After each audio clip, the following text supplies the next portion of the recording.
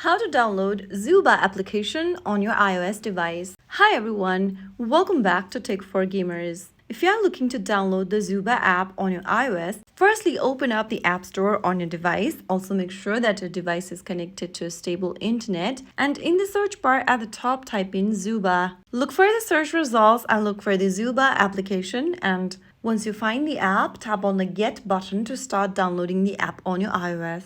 You'll need to authenticate with your Face ID, Touch ID, or your Apple ID's password to start with the download process. And right after you do that, you will be able to download and install Zooba application on your iOS device.